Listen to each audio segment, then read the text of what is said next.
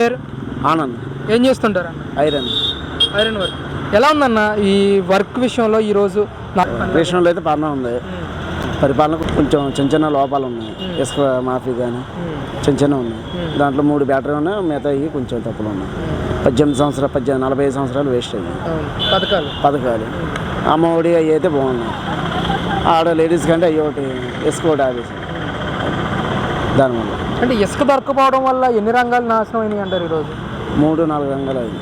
టాబీ మేస్త్రి పక్కన centering, rod bending workers మొత్తం కూర్చున్నారు. మేమదే చేసామో దీనికి వచ్చాం. వర్క్ అదే అది పని లేక దీనికి వస్తున్నాం. పనులు ఉంటే దానికే రోజుకి 1000 రూపాయలు పని వచ్చాయి. ఆ పనులు లేక దీనికి వచ్చేస్తున్నాం ఐరన్కి. రెండో అవకాశం కూడా అడుగుతున్నారు జగన్మోహన్ రెడ్డి గారు. ఇచ్చే ఛాన్స్ ఉందంటారా? జనాలు చెప్పలే ఉన్నది, వీళ్ళని బట్టి చెప్పరు. జనాలు ఏంటంటే ఏ టైంకి వెళ్ళకుంటారో తెలియదు. ముఖ్యంగా ఎటు మగ్గు ఉందో తెలియదు. అంటే సంక్షేమ పథకాల వల్ల రాష్ట్రం మొత్తం అప్పులు ఊపిలోకి వెళ్ళిపోతుందనే ఆరోపణలు కూడా పెద్ద ఎత్తున వస్తూ ఉన్నాయి. నేను జనాలకి ఏంటంటే అది అనవసరం. మనకి అమౌంట్ ఇచ్చారు లేదని ముఖ్యం. అది చూస్తారు కానీ ఎంత అప్పులోకి వెళ్ళినా సరే వాళ్ళకి అనవసరం. నీకు రూపాయి వస్తుందో నాకు రూపాయి వస్తుందని చూస్తున్నారు కానీ అవన్నీ వేస్ట్. వాళ్ళకి ఏంటంటే అవి చూస్తే మీరు అన్నట్టు అవి చూస్తే జనం బాగుపడిద్ది, జనాలే బాగుపడతారు, రోడ్లు బాగుపడితే అన్నీ వస్తాయి. ఏదైనా మంచిగా చేస్తున్నాడు ఈయన కూడా. కొంచెం రోడ్లు చిన్న చిన్నవి ఉంటాయి, కొంచెం గోడలు అంటే ఇవి కొంచెం ఉంటాయి, బాగుంటాయి.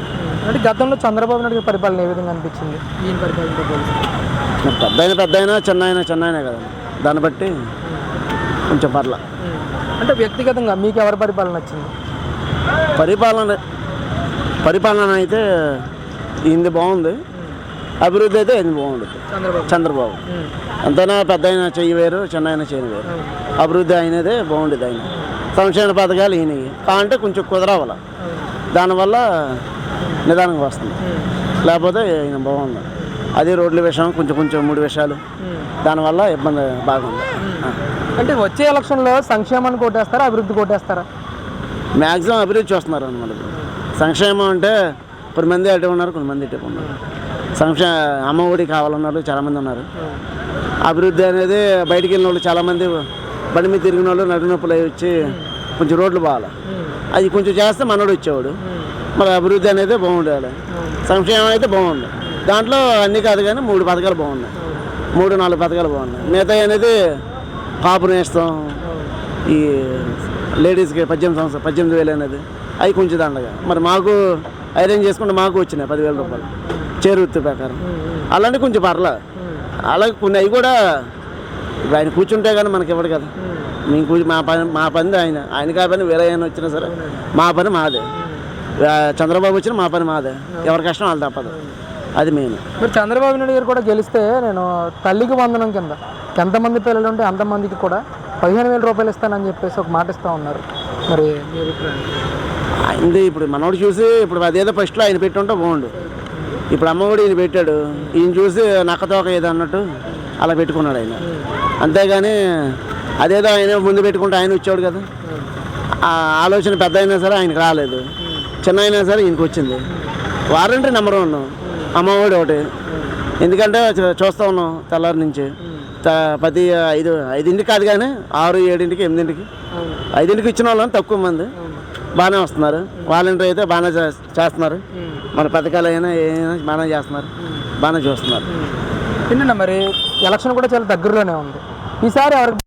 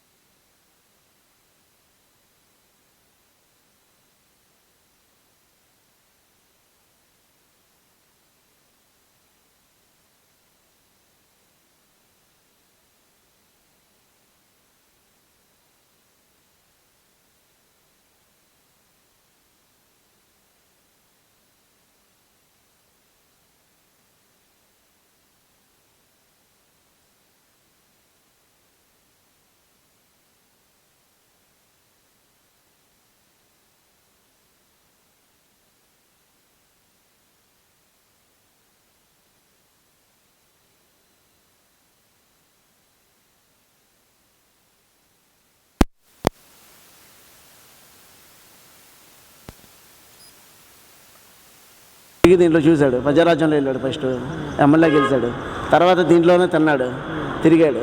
తిన్నప్పుడు తెలియదు అన్న, తిన్నప్పుడే తెలియదు. 2 సంవత్సరాలు గెలిచాడు, 2 సంవత్సరాలు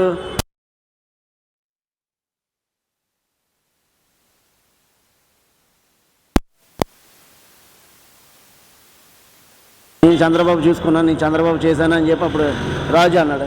ఇప్పుడు ఆయన దగ్గరికి వెళ్ళగానే నేను రాజు కాదు మంత్రి కాదు అన్నాడు.